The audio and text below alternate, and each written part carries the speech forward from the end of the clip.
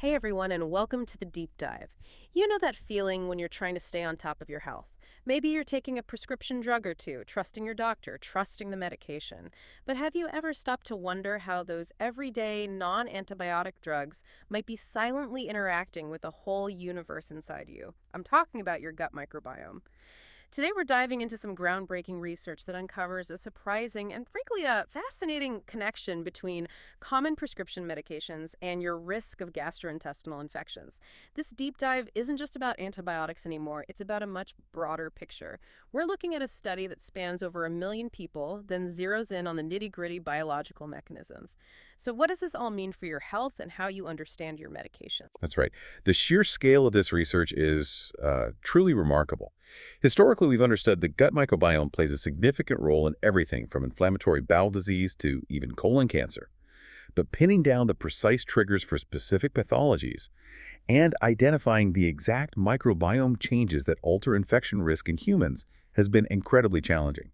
This deep dive offers a crucial step forward by integrating massive human data with detailed experimental work, truly revealing these complex interactions between drugs, our bodies, our microbes, and potential pathogens. Okay, let's unpack this incredible starting point then. A study involving over 1 million individuals monitored for 15 years. That's not just a study, it's practically a demographic earthquake. How did they even begin to look for connections between drugs and gut infections on such a massive scale? Especially when, direct microbiome data isn't just sitting there in these vast data sets. Right, that's the key challenge. What's fascinating here is their clever approach.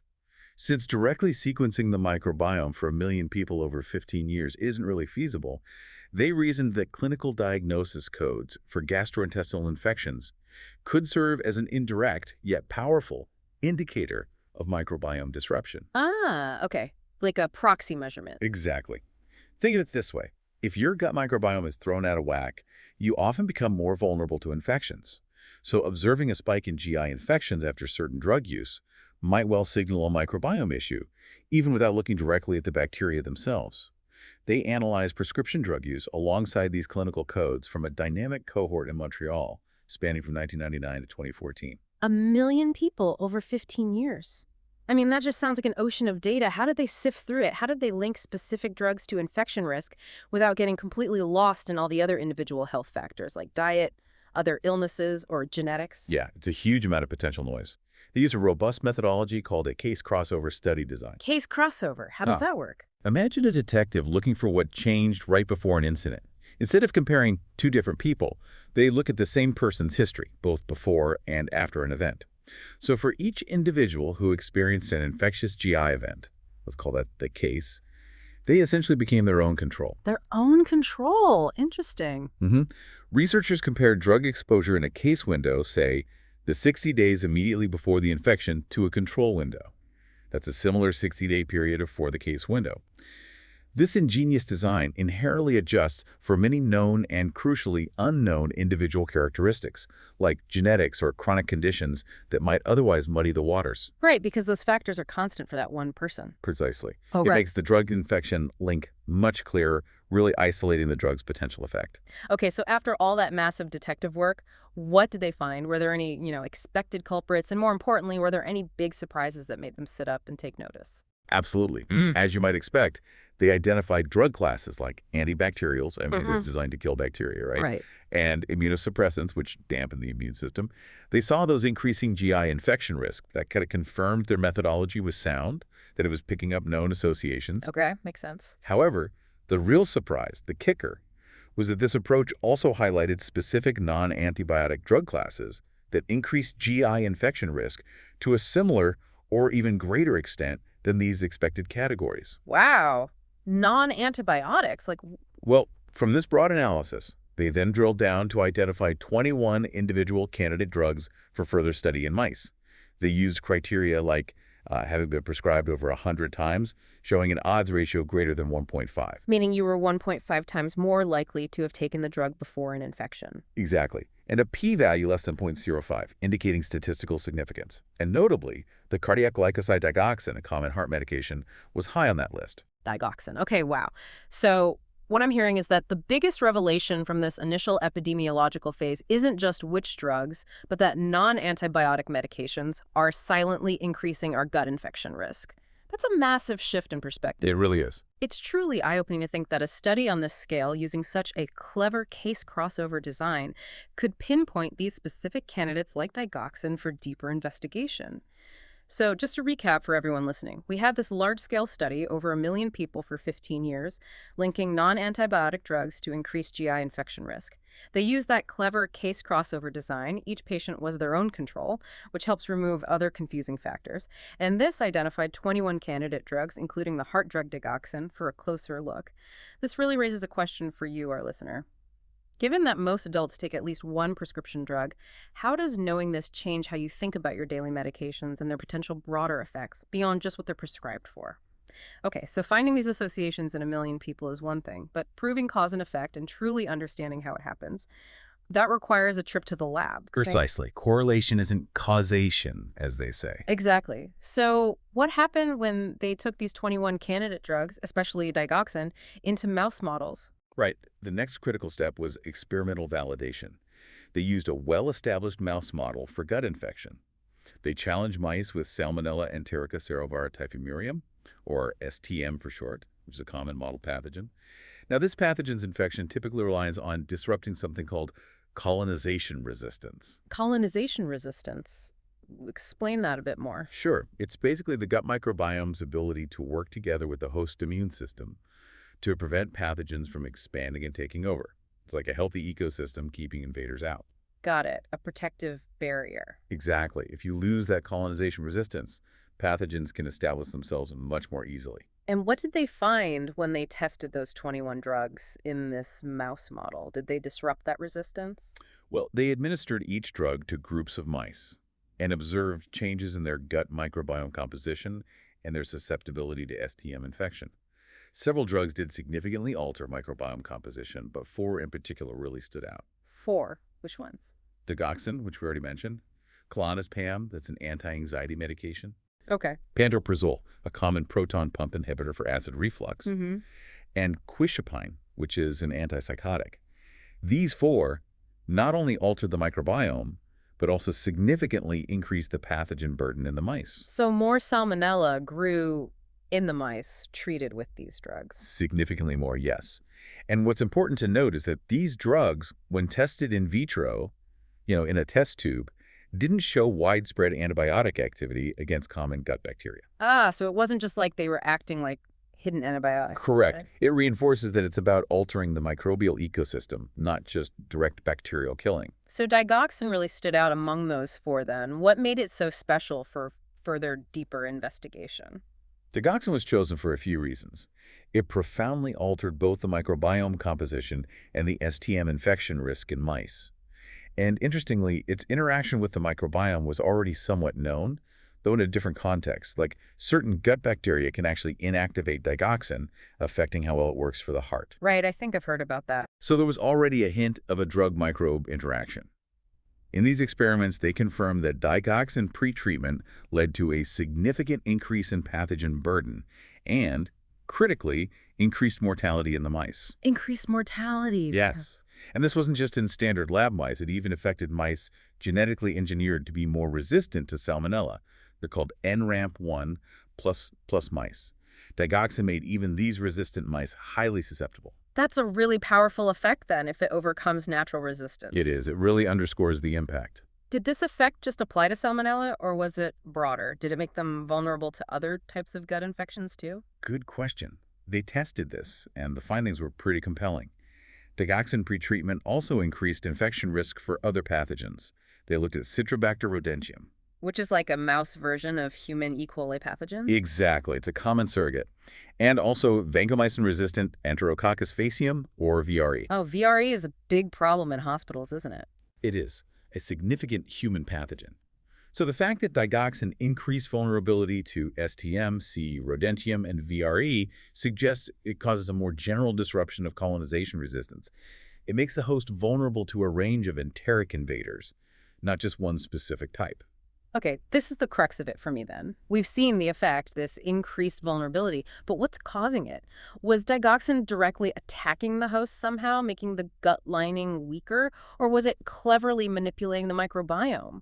How did the researchers pinpoint the microbiome as the critical player here? How did they show it was transmitting this vulnerability? Right, that's the million-dollar question, isn't it? And they had to tease this apart carefully. They found several lines of evidence that pointed squarely, really, to the microbiome. Okay, like what? Well, first they played around with different digoxin treatment regimens, a single dose or an extended 7-day treatment. Those didn't alter the infection outcome. Only the specific 2-day regimen they initially used was effective. Why is that significant? It suggested that the timing and context of the drug's effect were crucial for the microbiome changes, rather than just a direct cumulative dose effect on the host itself. Okay, that makes sense. What else? Second, they used a different mouse strain, C57BL6J, which naturally lacks a specific type of bacteria called segmented filamentous bacteria, or SFB. We'll probably talk more about SFB later. Okay. These SFB-negative mice, with their different baseline microbiome, did not show increased susceptibility to infection when treated with digoxin. The drug didn't have the same effect. Interesting. So the starting microbiome mattered. It seemed to, yes. And then third, they did a co-housing experiment. They put those resistant SSB-negative mice in the same cage as the susceptible mice, allowing their microbiomes to mix through, well, natural mouse behaviors. Right. And guess what? After co-housing, the previously resistant C57BL6J mice became susceptible to digoxin's effects. Wow. So it kicked up something from the other mice's microbiome that made them vulnerable. That was the strong implication. Yeah. But the most striking evidence, the real clincher, came from microbiome transplantation. They took gut contents, basically, the microbiome from digoxin-treated mice, and transfer them into germ-free recipient mice. These recipients had never seen digoxin themselves. Okay. And those recipient mice, even without any direct digoxin exposure, showed increased pathogen burden and mortality after being infected with Salmonella. No way. So the microbiome itself carried the vulnerability. Exactly. It definitively showed that the effect of digoxin on infection risk is transmissible through the microbiome. It's like the microbiome itself, after being exposed to digoxin, carries and transmits this increased vulnerability state. So it's not just the drug itself, but how it reshapes the tiny world inside us that ultimately affects our vulnerability, a truly microbial effect. The microbiome is clearly at the heart of the story, transmitting this heightened risk. That's incredible. So let's recap this part before we dig into the how. Digoxin significantly altered the mouse gut microbiome and increased susceptibility to various gut pathogens like Salmonella, C. rodentium, and VRE. Crucially, this effect depended on the specific treatment duration and was transmissible through the microbiome, shown by those co-housing and transplant experiments. It wasn't just a direct host effect. And different mouse strains with different starting microbiomes responded differently to digoxin. This really challenges our traditional view of drug action, doesn't it? Makes you wonder what other medications might be quietly influencing our gut flora. What specifically about this transmissible vulnerability really stands out to you and makes you curious about other drugs? Okay, so the microbiome is crucial and it's transmitting this vulnerability. But how exactly does digoxin alter the microbiome to make us more susceptible? Let's dive into the how, the specific microbes and molecules involved in this intricate process. All right, let's get into the mechanism.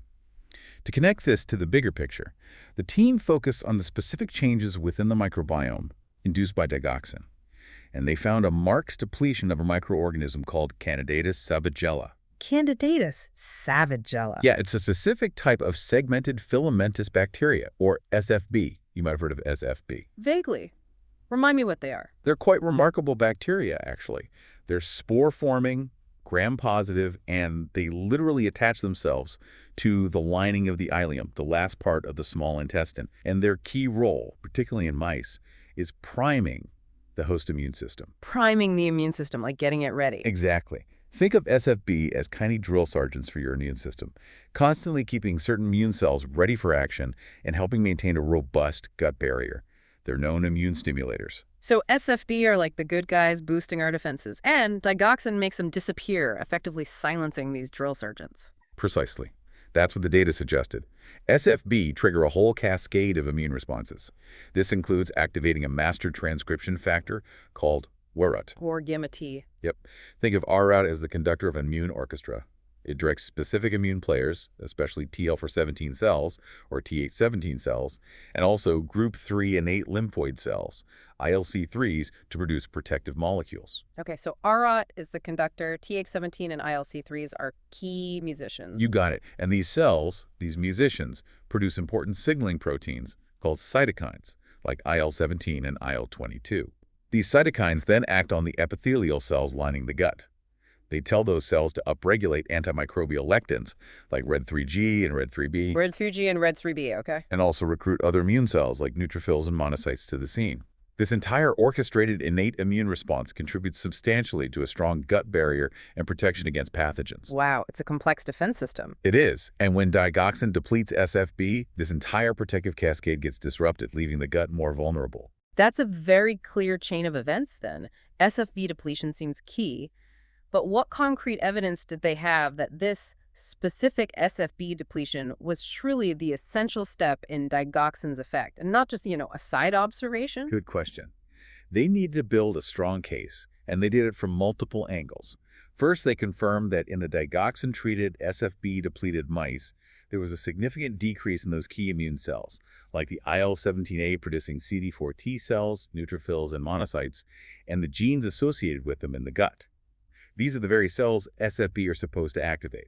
Okay, so the downstream effects were missing too. Exactly. Second, remember those naturally SFB-negative mice, the C57BL6J strain? Yeah, digoxin didn't affect them initially. Right. But here's the kicker. When those same SFB-negative mice acquired SFB through co-housing with SFB-positive mice, then digoxin treatment reduced their SFB levels and increased pathogenesis, just like in the other susceptible strains. Ah, so introducing SFB made them susceptible to digoxin's negative effects. Precisely. Third, SFB levels were significantly reduced in those germ-free recipient mice that got microbiome transplants from digoxin-treated donors. That directly linked the treated microbiome to the SFB reduction. Okay. And finally, they did the reverse experiment.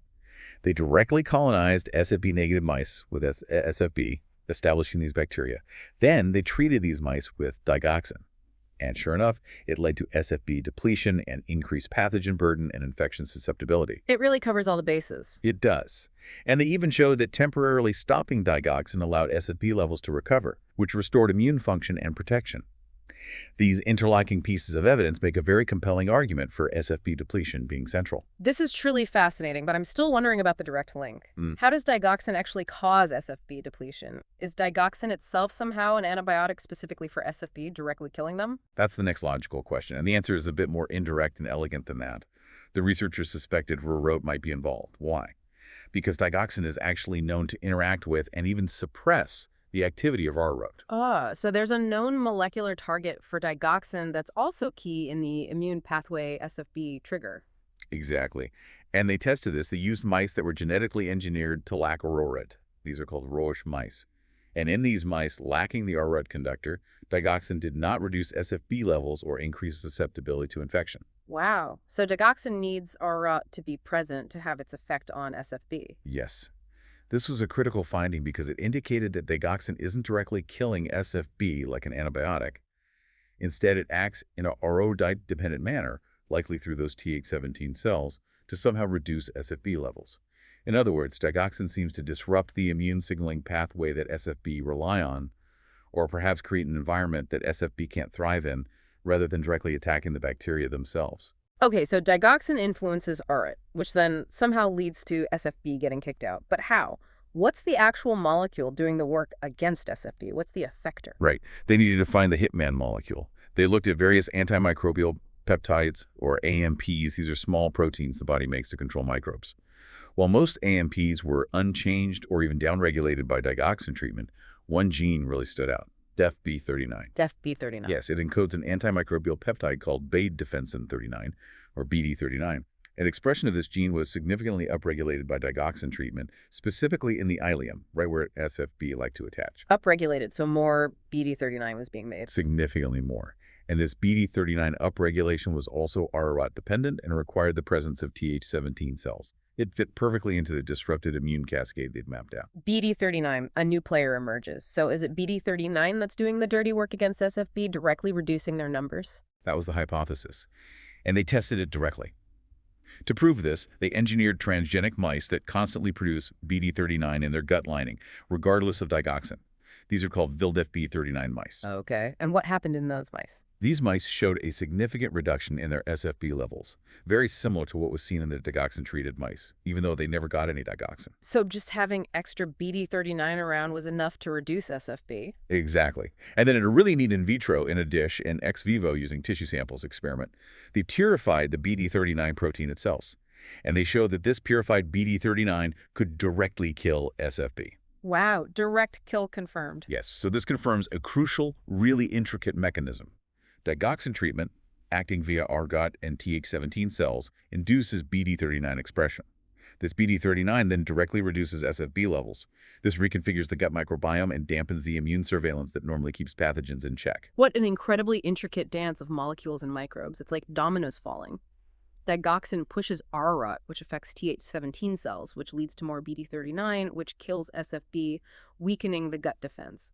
We've gone from a 1 million-person study down to a single protein-killing specific bacteria. It's truly mind-blowing detail. It really makes you pause, doesn't it? It highlights how uncovering such a detailed molecular and microbial mechanism changes our understanding. It shows how drugs can have these unintended yet profound effects on our health, far beyond their primary target, in this case, the heart. Now it's about the gut. Immunity. It's a whole new dimension. Okay, another recap point. The mechanism involves digoxin depleting those immune-priming segmented filamentous bacteria, SFB, in mice. This depletion disrupts the RROT-dependent immune response, reducing key players like Th17 cells and their protective signals like IL-17, IL-22, and antimicrobial lectins. The direct hitman turned out to be β-defensin 39, BD39, which is upregulated by digoxin in an RROT-dependent way and directly kills SFB. Exactly. And this raises an important question. How does uncovering such a detailed molecular and microbial mechanism change our perspective?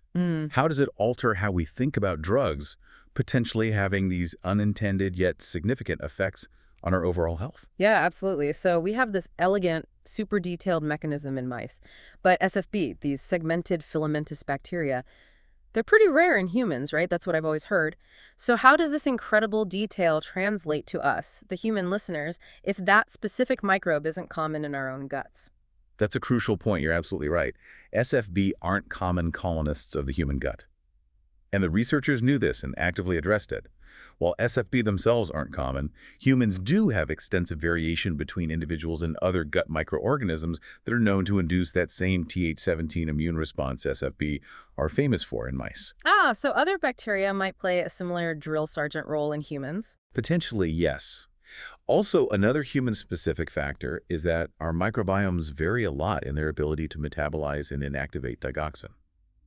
There's a specific microbial enzyme, CGR2, found in some people's gut bacteria that chews up digoxin. Right, affecting the drug's dose. Exactly. So the researchers designed clever experiments using humanized mouse models to try and bridge this gap and make the findings more relevant to us.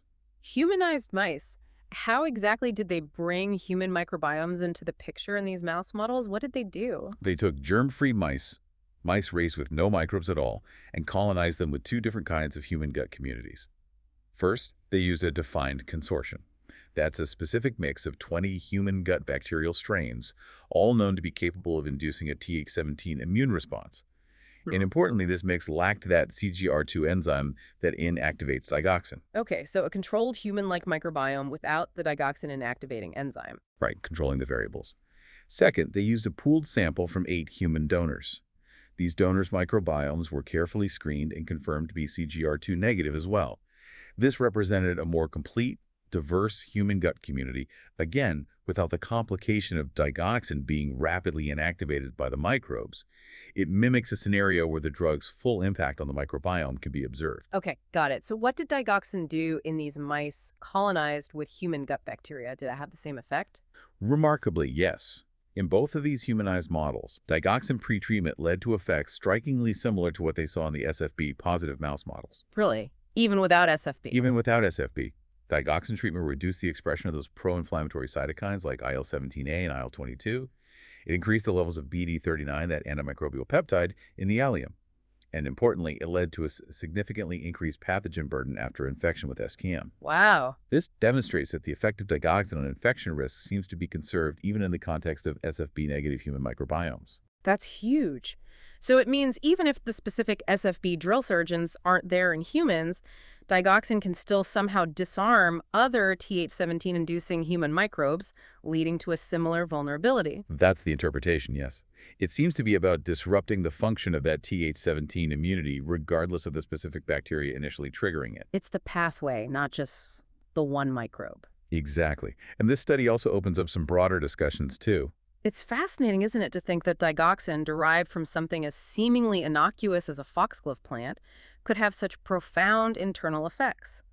Our microbiomes have co-evolved with countless plant compounds for millennia, so in some ways, this kind of interaction isn't entirely unexpected, but it's certainly a deeper dive than we usually consider for pharmaceuticals. Yeah, we don't usually think of heart drugs as ecosystem modulators, right? And it also highlights something about dosing and adherence.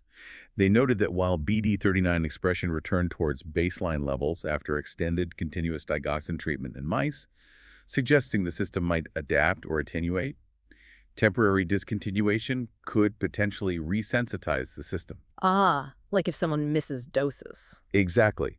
And this might help explain why digoxin still shows up as increasing infection risk in those large human epidemiological studies, where patient adherence isn't always perfect. They mentioned that around 25% of patients treated with digoxin might be non-compliant, often underdosing. So they might experience these on-again, off-again effects that could keep re-triggering the vulnerability pathway. That's a really interesting potential link between the lab findings and the real-world data. It is. And overall, this combination of big human data plus detailed lab work provides a really powerful framework to uncover these kinds of mechanistic relationships for other drugs or other factors that might disrupt the human microbiome. So this isn't just about one drug, digoxin. It's truly a window into how deeply integrated our medications are with our internal microbial ecosystems. The implications for understanding health, disease, drug development, they feel massive. What an incredible journey that was. From a million data points down to microscopic bacteria and these complex immune pathways. This deep dive into digoxin really pulls back the curtain on how our seemingly simple act of taking a pill can have these profound hidden effects on our gut and our vulnerability to infection. It truly underlines the intricate dance between drugs, our bodies, and the trillions of microbes living within us. Absolutely. And this research provides such a powerful framework, doesn't it? Combining that large-scale human epidemiology with detailed experimental validation to really uncover these complex drug-host microbiome pathogen interactions.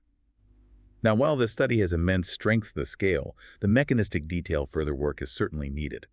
We need to define how these associations extend to other human populations, perhaps with different diets or genetics, and also directly test the role of the human versions of these proteins, like BD1, which is the human counterpart to the mouse BD39. Right, always more questions to answer. But for you, our learner, the big takeaway here is that your medications are likely doing more than just their primary job. They're interacting with your microbiome in ways we're only just beginning to understand. It's a powerful call for more holistic thinking about health, isn't it? It really is. So, here's a final thought for you to chew on. If one common cardiac drug like digoxin can have such a profound and complex effect on our gut immunity via the microbiome, what other everyday medications might be silently shaping your internal ecosystem and your overall health in ways we haven't even considered yet? What actions might you take? Or perhaps what questions might you ask your doctor or pharmacist armed with this kind of new knowledge? Something to think about. Thank you so much for joining us on this deep dive. Stay curious, stay informed, and we'll catch you next time for another exploration into the surprising world of knowledge.